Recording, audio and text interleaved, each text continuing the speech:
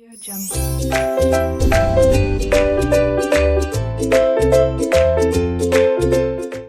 Students, welcome to RK knowledge channel. मैं Prem sir from RK classes. आप 10th standard maths 2 में देख रहे हैं प्रैक्टिस सेट 2.2 का क्वेश्चन नंबर 5। क्वेश्चन नंबर 5 में स्टूडेंट्स हमें दिया गया है AE is parallel to BD। तो ये AE और ये BD दोनों पैरेलल हैं, समांतर हैं, हमें दिया हुआ है। तो ये ब्लैक लाइंस पैरेलल है। हमें प्रूव करना है AF is parallel to BC। AF is parallel to BC मतलब ये ग्रीन लाइंस पैरेलल होंगे, वो हमें प्रूव करना है। तो बहुत ही इजी है स्टूडेंट्स। पहले आप देखिए, जब ब्लैक वाले लाइंस पैरेलल हैं तो ये एंगल और ये एंगल किस टाइप का एंगल बनेगा? Alternate angle. एक उस साइड है और एक इस साइड है, एक उस साइड और एक इस साइड, ऐसे Z जैसा बनता है ना, तो अल्टरनेट एंगल होता है, हिंदी में एकांतर कोण। तो दिखाइए स्टूडेंट्स, यहाँ पर कौन कौन पैरेलल गिवन है? AE is parallel to BD, ये हमें क्या है गिवन, मतलब दत्त, क्वेश्चन में पहले से दिया हुआ है। अब इनके बल पर हम क्या ले सकते हैं? एकांतर कोण, अल्टरनेट एंगल्स। तो अल्टरनेट एंगल्स में ले रहा हूं, अल्टरनेट एंगल्स मतलब एकांतर कोण। एकांतर कोण बताइए स्टूडेंट्स, क्या नाम लिखोगे आप? ऊपर वाले का नाम लिखा जाए EAB और नीचे वाले का नाम लिखा जाए ABD। वापस बोलिए, ऊपर वाले का नाम EAB और नीचे वाले का नाम ABD। तो यहां भर रहा हूं मैं EAB, यहां पर लिखिए ABD, करेक्ट। अब स्टूडेंट्स हम वैल्यू भरेंगे। EAB में 2 बार x है, तो 2 बार x लिख दीजिए, x प्लस x। और ABD में 2 बार y है, तो 2 बार y लिख दीजिए। ये हो गया 2 टाइम्स x और ये हो गया 2 टाइम्स y।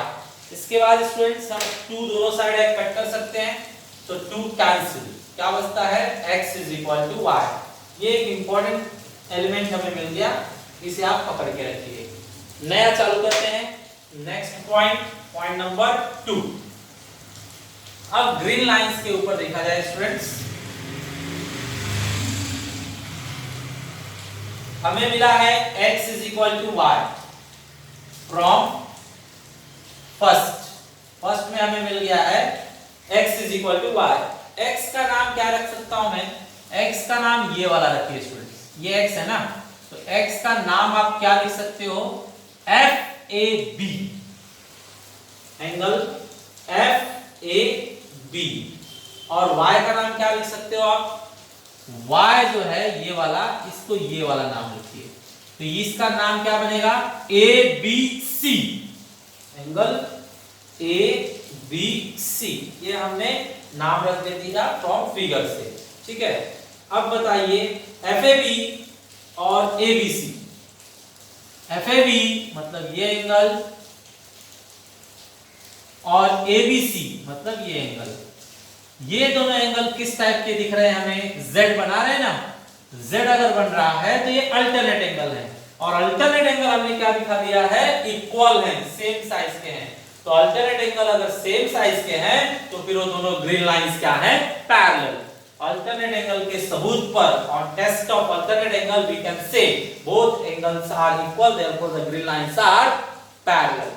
मतलब एकांतर कोण के सबूत पर, एकांतर कोण हम सेम दिखा चुके हैं, एकांतर कोण सेम साइज है, इसलिए एकांतर कोण कसौटी मतलब सबूत पर ग्रीन लाइंस पैरेलल हो जाएंगे। तो लिखा जाए बाय अल्टरनेट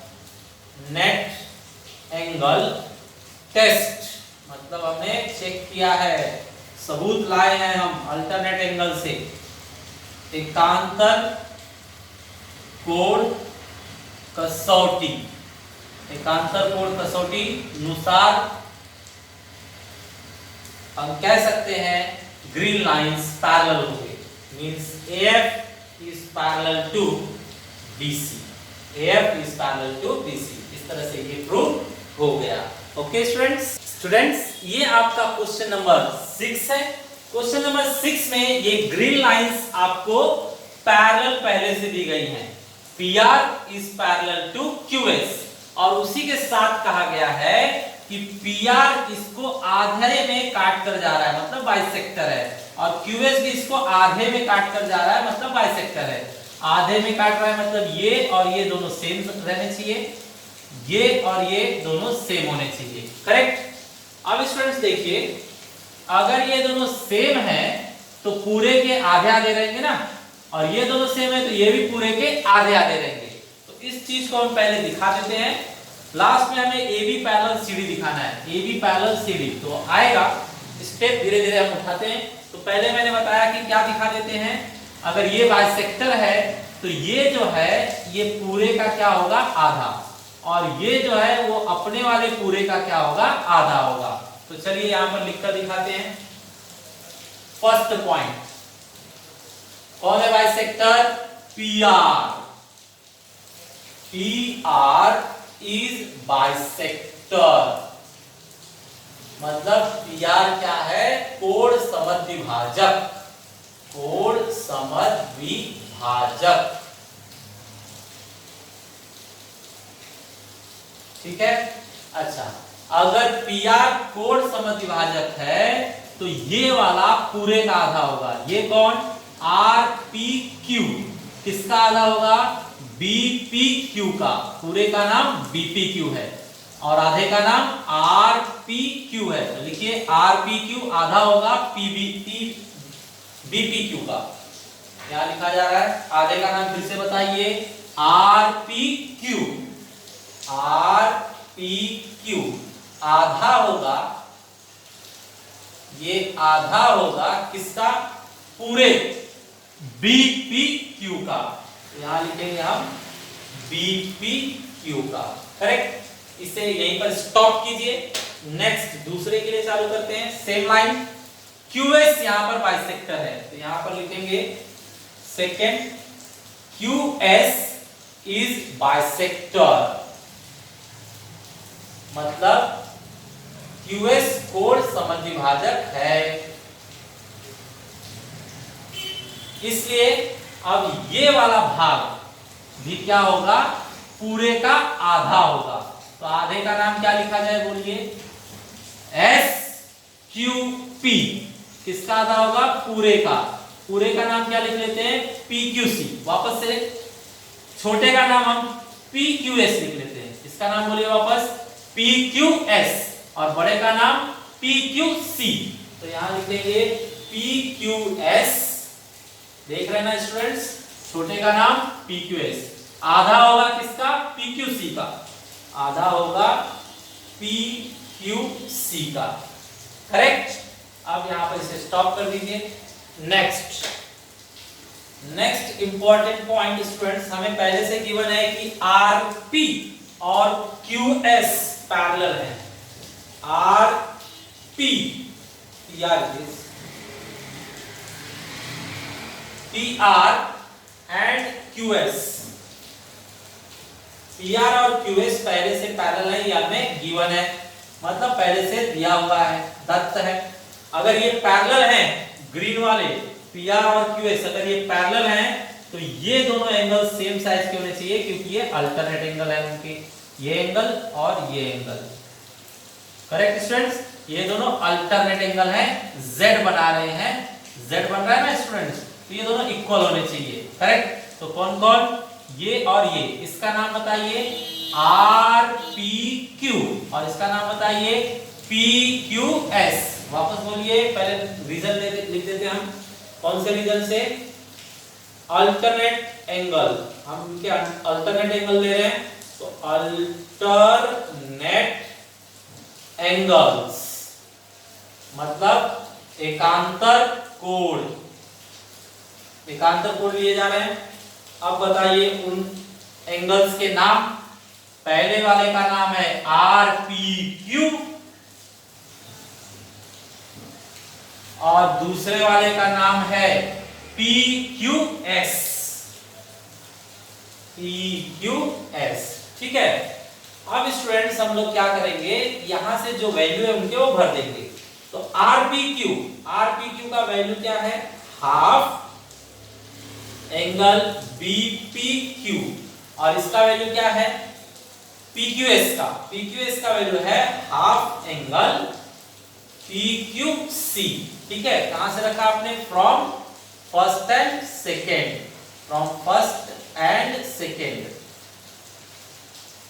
ठीक है, मतलब कथन 1 और 2 से।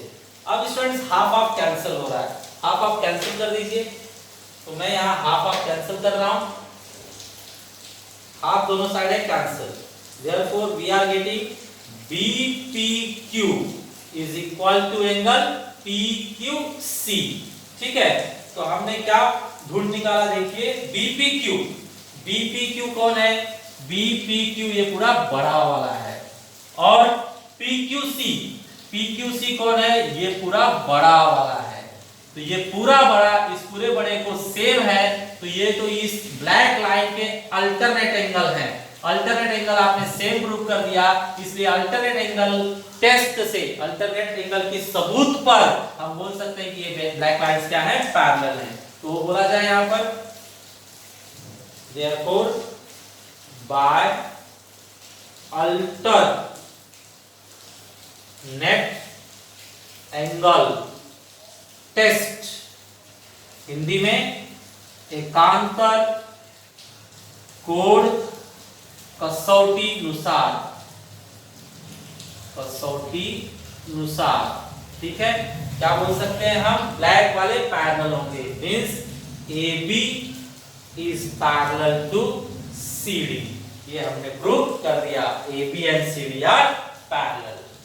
ओके स्टूडेंट्स, अब हम मैथ फर्स्ट में फर्स्ट चैप्टर शुरू कर रहे हैं। सेट्स नाम है चैप्टर का, हिंदी में समुच्चय। स्टूडेंट्स, ये है आपका पहला question, write the roster form, write in roster form, सूची पद्धति में लिखिए। इसका मतलब है स्टूडेंट्स, हमें कॉमा कर करके कर्ली ब्रैकेट में लिखना है, कॉमा कर करके कर्ली ब्रैकेट में लिखना है। तो एक आप देख लीजिए किस तरह से, सॉल्यूशन और आंसर। कर्ली ब्रैकेट आपको बनाना है इस तरह से, कर्ली ब्रैकेट आपको बनाने आना चाहिए इस तरह से, आप सीखिए उसको, इस तरह से कर्ली ब्रैकेट बनना चाहिए। ठीक है, तो कर्ली ब्रैकेट के अंदर आप लिखेंगे, क्या कहा गया है, सेट ऑफ इवन नंबर्स, मतलब सम संख्याओं का समुच्चय। इवन नंबर्स आपको पता है 2 के टेबल में आने वाले नंबर्स, जो 2 के पहाड़े में आते हैं। तो 2 के टेबल वाले नंबर्स लिखे जाए यहां पर, सेट बनाया गया 2 का टेबल, 2 4 6 8 10। अब ये स्टॉप तो होगा नहीं, तो स्टॉप नहीं होगा, इंडेफिनिट जाएगा, तो हम डॉट डॉट करके दिखाएंगे। ठीक है, अनंत तक जाएगा तो ऐसे डॉट डॉट करके दिखाया जाएगा। करेक्ट स्टूडेंट्स, तो ये हो गया आपका फर्स्ट आंसर। सेकेंड इन लोगों ने पूछा है set of even prime number, तो यहां पर ध्यान दीजिए, आपका जो प्राइम नंबर मतलब अभाज्य संख्या जो होती है वो इस तरह से होते हैं, 2 3, 2 से शुरू होता है, फिर 3 5 7 11 13 17। ये ऐसे नंबर होते हैं जो सिर्फ अपने टेबल में आते हैं और किसी के टेबल में नहीं आते, सिर्फ अपने पहाड़े में आते हैं। ठीक है, मैंने 15 नहीं लिखा, 15 नहीं लिखा, क्योंकि वो तो 3 के पहाड़े में भी आ जाता है। 9 नहीं लिखा, क्योंकि वो भी 3 के पहाड़े में आ जाता है। ठीक है, आगे बढ़िए, 19 20 बनाएगा क्या, नहीं, क्योंकि वो 3 के टेबल में आ जाता है, 7 के टेबल में आ जाता है, तो वो नहीं आएगा। फिर कौन सा आएगा आपका 23। इस तरह से चलता जाएगा। तो इस लिस्ट में आपको 1 से 50 तक वो लिखकर बाद में आपको देखना है कि उस प्राइम नंबर के लिस्ट में इवन कौन है, मतलब सम कौन है, मतलब 2 के टेबल वाला कौन है। तो इसमें 2 के टेबल वाला देखिए कौन है, तो कोई नहीं है, सिर्फ ये है, सिर्फ ये एक ही नंबर मिलेगा और कोई नहीं मिलेगा। दैट मींस हमने सॉल्यूशन ढूंढ निकाला कि अगर हम प्राइम नंबर पूरा लिख डालें तो उसमें से इवन नंबर तो सिर्फ एक ही होगा और वो कौन होगा, 2। तो यहाँ पर सिर्फ 2 लिखा जाएगा। तो ये इसका आंसर है। ओके, थर्ड देखिए, सेट ऑफ निगेटिव इंटीजर्स, ऋणात्मक पूर्णांक संख्याओं का समुच्चय। मतलब हमें यहां पर निगेटिव इंटीजर्स लेना है स्टूडेंट्स। जीरो ना तो पॉजिटिव होता है ना तो निगेटिव होता है। जीरो पॉजिटिव में भी नहीं आएगा, निगेटिव में भी नहीं आएगा। तो इन लोगों को निगेटिव चाहिए ना, तो जीरो नहीं आएगा। निगेटिव कहां से शुरू होंगे, -1 से। -1, -2, -3, -4, -5, -6, -7। ये खत्म होने वाले हैं क्या स्टूडेंट्स, 9। तो हम आगे dot dot dot dot dot कर देंगे, मतलब ये इनफाइनाइट अनंत तक ऐसे ही नंबर्स आते जाएंगे इसके अंदर। नेक्स्ट स्टूडेंट्स, यहां पर पूछा गया है 7 बेसिक साउंड्स ऑफ अ सरगम। मतलब सुर जो लगाते हैं लोग, उसमें जो 7 मुख्य साउंड होते हैं वो लिखना है। मतलब सरगम के मूलभूत 7 धुन जो बहुत ही फेमस है स्टूडेंट्स, आपको भी पता होना चाहिए। तो सरगम सुर के 7 लय जो है, धुन जो है, जो स्वर है वो क्या है, सा रे गा मा प ध नी। सारे गा मा प ध नी। तो वही आपको यहां लिस्ट करके कॉमा करके लिखना है। सा रे गा मा प ध नी। ठीक है स्टूडेंट्स, 7 हो गए क्या, चेक कीजिए। 1 2 3 4 5 6 7 7 हो गए। तो ये आपके मुख्य सरगम के 7 साउंड हैं, सा रे गा मा पा धा नी। करेक्ट। ओके स्टूडेंट्स, ये आपका सेकंड क्वेश्चन है। इसके अंदर देखिए सिंबॉलिक फॉर्म में दिया हुआ है, हमें वर्ड्स में लिख के बताना है कि ये कैसे पढ़ेंगे आप। यहां पर भी हमें शब्दों में लिखकर बताना है कि इसे क्या पढ़ेंगे। इसे भी वर्ड्स मतलब शब्दों में लिखकर बताना है। तो चलिए देखते हैं। यहां पर हम लिखते हैं आंसर। स्टूडेंट्स, इसका मतलब है ना कि कोई सेट क्यू है, कोई सेट क्यू है जिसके अंदर 4/3 भी है। ठीक है, कोई सेट है जिसके अंदर बहुत सारे नंबर्स भरे हुए हैं, लेकिन जिसके अंदर 4/3 भी है, तो उसमें होने का ये साइन है और ये जो है नहीं होने का साइन है। बरोबर है। तो अभी यहां पर लिखकर कैसे दिखाएंगे, 4/3 is an element of set Q। मतलब सेट Q के अंदर 4/3 एक एलिमेंट है। इसको हिंदी में कैसे लिखेंगे, 4/3 यह समुच्चय Q का घटक है। घटक है मतलब वो उसके अंदर है। Correct. Next students, -2 belongs to, cut करके n, ये बिलोंग्स टू का साइन है। 4/3 बिलोंग्स टू Q और यहां नॉट बिलोंग्स टू n। मतलब n कोई ऐसा सेट है जिसमें बहुत सारे नंबर्स भरे हैं, लेकिन उसके अंदर -2 नहीं है। करेक्ट। तो कैसे लिखेंगे आप आंसर, सेम वे बनाइए, -2 is not an element of set n। Hindi में -2 यह समुच्चय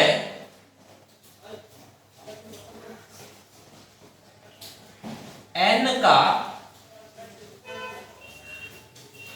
घटक नहीं है, नहीं है। करेक्ट। लास्ट वन स्टूडेंट्स, ये देखिए क्या लिखा है, कोई सेट P है, ये सेट है ना, सेट P है जिसके अंदर वो क्या लिया जाएगा, P लिया जाएगा। मतलब घटक जो है वो P है और P को एक्सप्लेन किया गया है कि P मतलब क्या रहेगा, P is an odd number, मतलब जितने भी ऑड नंबर होंगे वो सारे इसके अंदर आएंगे। करेक्ट है। तो चलिए, जैसे अभी बोला जाए कि इस क्लासरूम में कौन बैठेगा, स्टूडेंट्स बैठेंगे। स्टूडेंट्स में कौन से स्टूडेंट्स बैठेंगे, जो अनुदत्त या पाल स्कूल के हैं। करेक्ट। तो सभी आ जाएंगे जो भी अनुदत्त और पाल स्कूल के रहेंगे। तो ऐसे यहां पर बोला गया कि P में वही स्टूडेंट्स रहेंगे, सब स्टूडेंट्स रहेंगे जो स्टूडेंट्स क्या होने चाहिए, पाल या अनुदत्त स्कूल के होने चाहिए। तो ऐसा कुछ स्टेटमेंट है ये। तो यहां हम लिखते हैं, यहां पर हम इसका आंसर लिखते हैं।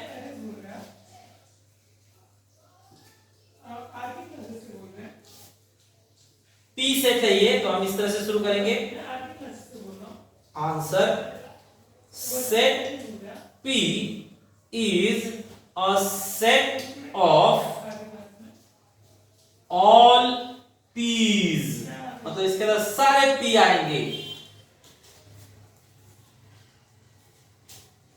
which are odd numbers। तो हम इसके आगे लिखेंगे which are odd number। इस लाइन को ये लोग such that बोलते हैं, तो यहां पर हम लिख लेते हैं such that P is an odd number। Correct. तो चेक कीजिए कैसे लिखा गया, set P is, set P और इसको क्या पढ़ेंगे, is। Set P is a set of P's, मतलब उसके अंदर सब P रहेंगे। such that इसको पढ़ा जाएगा, such that P is an odd number, such that P is an odd number। तो ऐसा पढ़ा जाएगा। आगे कई क्वेश्चन है स्टूडेंट्स इसके ऊपर, तो आपको ऐसे ही पढ़ने आना चाहिए। Set P is a set of all P's such that P is an odd number। इसे हिंदी में लिखते हैं, समुच्चय P, समुच्चय P का घटक, ब्रैकेट में मतलब ये घटक है, घटक कौन है, P। समुच्चय P का घटक P, ये P स्मॉल रहेगा और ये P कैपिटल। वैसे यहां पर भी ये P कैपिटल है और ये P स्मॉल है। समुच्चय P का घटक P इस प्रकार, सच दैट को हिंदी में कहेंगे इस प्रकार, इस प्रकार है कि, इस प्रकार है कि P यह एक विषम संख्या है। इस प्रकार है कि P यह एक विषम संख्या है। ठीक है स्टूडेंट्स, ये खत्म हुआ। करेक्ट। तो ये आपको इस प्रकार है कि पढ़ना है और इंग्लिश में सच दैट पढ़ना है। ओके स्टूडेंट्स, तो आज हम लोगों ने फर्स्ट चैप्टर, नया चैप्टर शुरू कर दिया है। इस चैप्टर के भी होमवर्क आपको दिए जा रहे हैं, आप ईमानदारी से इसे सॉल्व कीजिए। Thanks for watching video.